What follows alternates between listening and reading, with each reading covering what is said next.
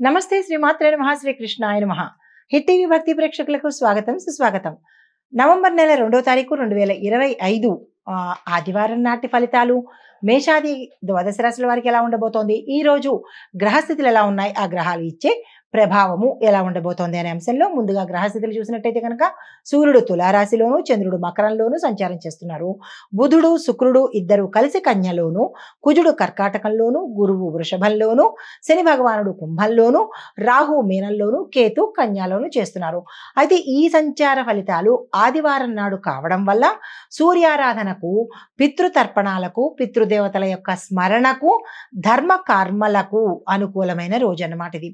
అయితే ఈ యొక్క ఫలితాలు, ఈ గ్రహాల యొక్క ఎలాంటి ప్రభావము ఈ మేషాది ద్వాదశ రాశుల వారికి ఉండబోతోంది అంటే కనుక ముందుగా మేషరాశి వారికి చూసుకున్నట్టయితే మీలో ధైర్యం పెరగడము, కొత్త ప్రణాళికలు విజయవంతమయ్యేటట్టుగా గోచరిస్తోంది. కుటుంబంలో సానుకూలత, ప్రయాణాలకు అనుకూలత.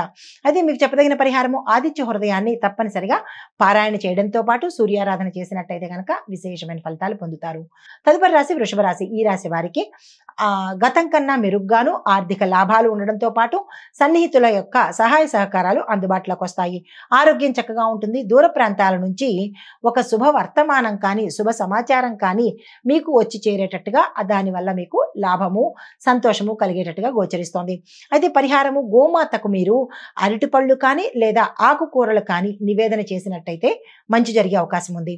తదుపరి రాశి మిథున రాశి. ఈ రాశి వారికి మాటల్లో జాగ్రత్తగా ఉండండి. ఏ రంగంలో ఉన్న వాళ్ళైనా సరే జాగ్రత్తగా ఉండడంతో పాటు వృత్తిలో ఒత్తిడి ఎక్కువగా ఉండడము, టెన్షన్స్ ఫీల్ అవ్వడము, పని భారం పెరగడము జరుగుతుంది. సాయంత్రానికి మాత్రము సానుకూలమైన పరిణామాలు చోటు చేసుకుంటాయి. ఏ రంగంలో ఉన్న వాళ్ళకైనా ఇదే ఫలితాలు వర్తిస్తాయి. అయితే ధన సంబంధిత కానీ లేదా ఏదైనా కార్యరూపంలో కానీ ఏదైనా పని మీద కానీ ఈ రోజు మీరు ఏ పని చేయకండి. స్తబ్దుగా ఏ రంగంలో ఉన్న వాళ్ళు ఆ రంగంలో స్తబ్దుగా ఊరుకునే ప్రయత్నమే చేయండి తప్ప కొత్తగా ఏది ఈ రోజు చేయకండి. మీకు చెప్పదగిన పరిహారము విష్ణు సంబంధిత ఆలయ దర్శనం చేసుకోవడంతో పాటు స్వామివారికి తులసి దళాలతో కనుక పూజ చేసుకున్నట్టయితే మంచి ఫలితాలు పొందుతారు. తదుపరి రాశి కర్కాటక రాశి. ఈ రాశి వారికి భాగస్వామ్యం ఉన్న వారికి లాభదాయకము. అంటే బిజినెస్ లో కావచ్చు, లేదా అంటే ఏదైనా సరే రియల్ ఎస్టేట్ లో కావచ్చు, పార్ట్నర్స్ గా కనుక మీరు ముందుకు వెళ్ళడం కానీ, లేదా అంటే పార్ట్నర్స్ గా ఈరోజు ఒప్పందాలు తీసుకోవడం కానీ, ఇలా ఇద్దరూ కలిసి చేసిన పనులకు అది వ్యాపారం కావచ్చు, కుటుంబం కావచ్చు, సక్సెస్ అయ్యే అవకాశాలు కనబడుతున్నాయి. లాభదాయకంగా ఉండబోతోంది. ఉద్యోగంలో ప్రమోషన్స్ వస్తాయి. మానసిక ప్రశాంతత కలిగే అవకాశం కనబడుతోంది. పరిహారంగా సూర్యారాధన చేయడంతో పాటు ఎర్రని పువ్వులు స్వామివారికి సమర్పించే ప్రయత్నం చేసుకోండి.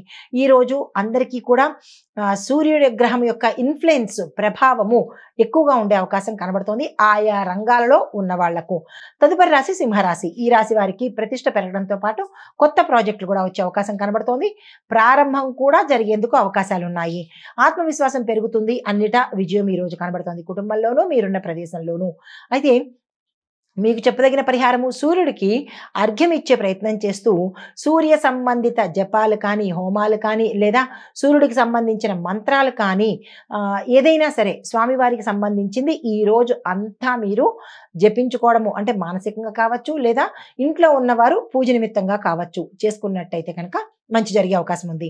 అయితే ఈ రోజు మీరు ఎరుపు రంగు వస్త్రాన్ని ధరించి ఉన్నట్టయితే మంచి జరిగే అవకాశం ఎక్కువ ఉంది.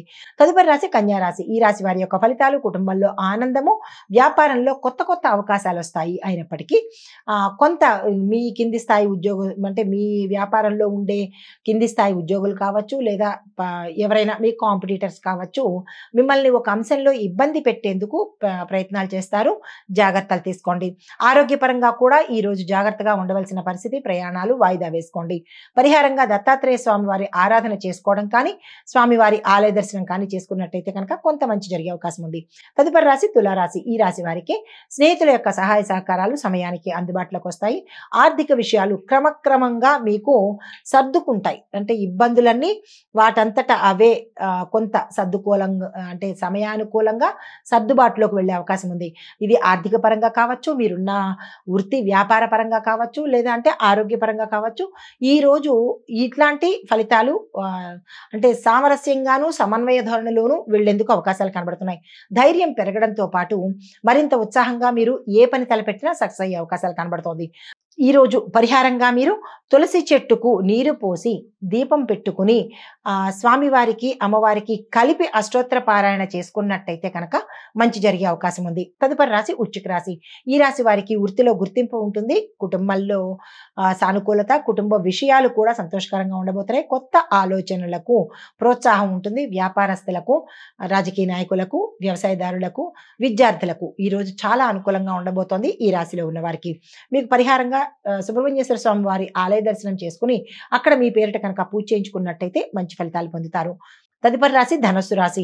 ఈ రాశి వారికి ఆధ్యాత్మిక భావన పెరగడంతో పాటు క్షేత్ర దర్శనం చేయాలని, దాన ధర్మాలు చేసుకోవాలని, అంటే కొంత ఆధ్యాత్మికంగా ఈరోజు వారి మనసు కానీ భావనలు కానీ ఉండేందుకు అవకాశం కనబడుతోంది. వృత్తిలో శుభ ఫలితాలు ఉంటాయి.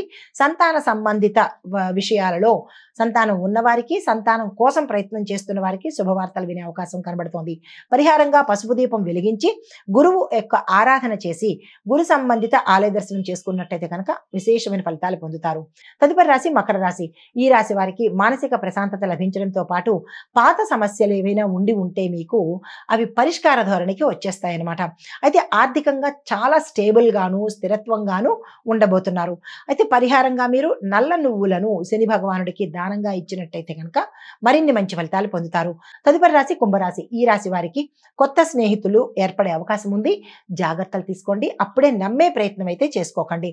ఆలోచనలు, మీ ఏ ఆలోచన అయినా సరే ఫలితాన్ని ఇచ్చేటట్టుగా ఉంటుంది. నిర్ణయాలు కూడా ఈ రోజు తీసుకోవచ్చు. ఆరోగ్యం గతంలో కన్నా మెరుగ్గా ఉండేందుకు అవకాశాలు ఎక్కువ కనబడుతున్నాయి.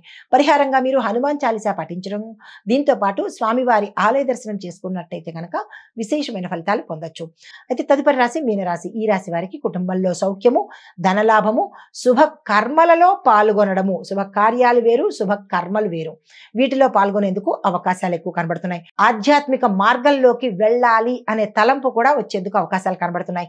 పరిహారంగా రాహు కేతు దోష నివారణ కోసము మినుములను, నల్ల నువ్వులను లేదా నల్ల మినుములను దానంగా ఇచ్చినట్టయితే కనుక మంచి జరిగే అవకాశం కనబడుతోంది. ఇది ఇవాల్టి గోచార రీత్యా మేషాది ద్వాదశ రాశుల వారికి చెప్పదగినటువంటి ఫలితాలు, పరిహారాలు, సూచనలు.